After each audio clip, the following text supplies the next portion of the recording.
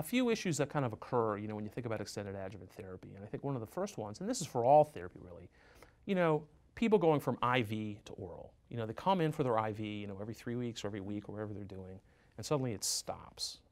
Do people ever have a problem with that? The safety net of that, or are they comfortable just going on oral therapy? I have, responses to go either way.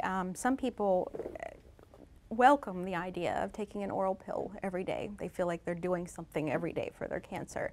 The side effects, well, again, there's a whole spectrum of side effects. Some of the oral drugs are a little bit more tolerable than some of the IV drugs. Some patients have told me they feel the IV medicine is more potent, that they would rather get the IV. I've heard that one, right. So, it's stronger. I really so there's a lot of responses to that, and we've got answers for all of them. Yeah, good. I agree with you. No, that's true. We talk about it all the time with people that, just because your hair doesn't fall out doesn't mean that it isn't good therapy. Just because you actually feel good on it doesn't mean, people expect to have to suffer, to beat their cancer. And I think that that's something that we both try very hard to dispel, is that, look, the therapy is the therapy. I mean, either it's going to work or it's not, and it's going to have side effects or it's not.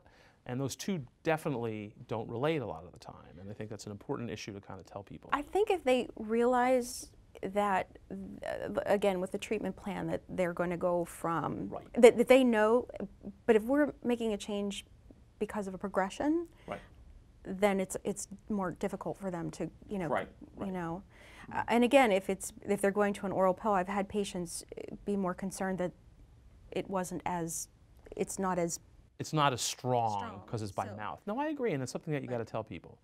So going back to neratinib, so you have experience, with our clinical trials patients, and especially we did a trial with neratinib where we were trying to measure actually the amount of diarrhea they had from it. I mean, I think that, and you mentioned that, I mean, that seems to be the biggest problem with this drug.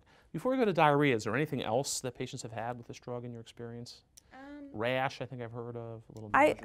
Just really, again, fatigue is the one, it can be overwhelming, like debilitating fatigue.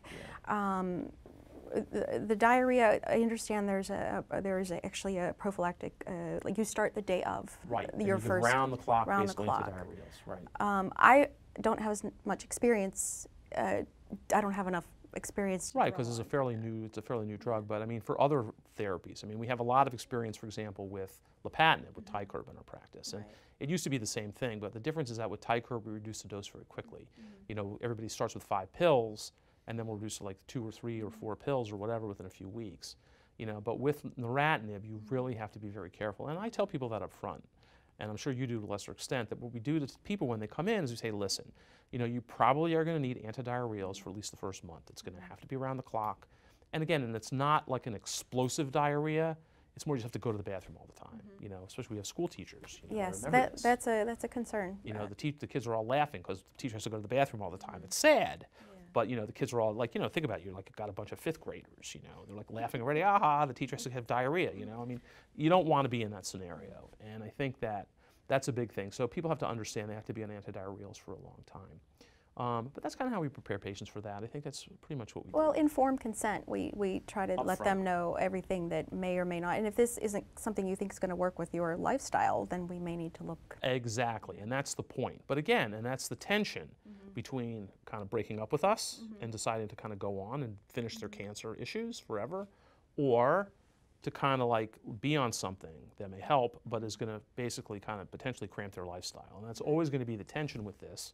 And I think that we do have ways around it, though, I think that are very important, that everybody's really trying to help out. Because personally, I do think this is something that will help people out. So again, as you said before, informed consent is really important. And I think what that means is that what we really try to do, and I think you guys try to do, I try to do, we all try to do in our clinic, is really tell people up front what's going to happen as best as we can. As we said before, not everybody's the same, so we try to give them the potential worst case scenario. Like, look, you're going to be on antidiarrheals for a month. You may have to go to the bathroom a lot. You should think about that if you're on a long car trip or you're in a big meeting for something like that. Or again, your occupation. Your occupation, and again, that's the thing. We try to work it around what their occupation is and what they do, and is this right for you? And I think a lot of people are game to try, and I'm okay, again, with me if people stop. I don't like it because they've started it, but on the other hand, I think, look, you try it, and if people are scared, then you say, listen, try it, we can always stop and it goes away. You know, and so I think the key though is really being proactive up front. Right. You know, telling people kind of exactly what they're going to need in terms of antidiarrheals, how much we think is going to happen, what to do if you get diarrhea, you know, when to call, when not to call, et cetera. Right. I think it's important. And we've had, you know, many patients hospitalized because of diarrhea that we just couldn't. We have, and that happens occasionally too, and we have to let people know that. And, you know, and again, as you said before, you know, we always are open for fluids if people need to come in and get it. And during that time, we kind of work in their diarrhea and kind of make sense of it, et cetera. No, And we really, as the nurses, we really encourage patients to push fluids. Could be anything that melts, doesn't have to be water. You know? That's the thing, it doesn't have to be water. So, you know, and just try to always have something beside them that they're drinking. This being Pittsburgh, I wonder, a lot of people drink beer. Is that their fluid they push? We usually don't recommend that. I wouldn't either, but this being the Pittsburgh area, you know, who knows? But Gatorade, soups, right.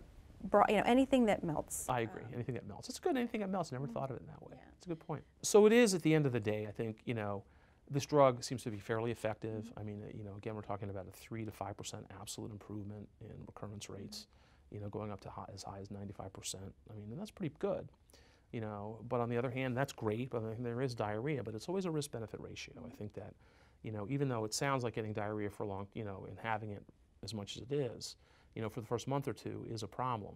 But a lot of people, the diarrhea tends to go away or be ameliorated with either dose modification or. And that's what I was wondering. There is. We have some dose modifications. I mean, is there? It's usually just that first month. It's usually that first month. Okay. Usually the first month to 2 months. It's rare to have someone have it for a really long time, and I think that, you know, generally a lot of it goes away. It's how we call tachyphylaxis, and I think given that, I think that, you know, it's something that people need to think about. Again, it's not for everybody. I mean, I think in my practice, I'm going to recommend this. In our practice, we're going to recommend this for people who really, you know, are at high risk of recurrence. You know, someone who doesn't have a complete pathologic response to their TCHP, someone maybe who has a lot of lymph nodes up front, you know, someone who you really want to do more for. So these are people I think hopefully will be a little more motivated to stay with us and want to continue for that extra year. So I think it is, you know, it sounds like it's a big deal, but I think it's manageable. Number one, and number two, I think that really we're doing it for people at a higher risk of recurrence.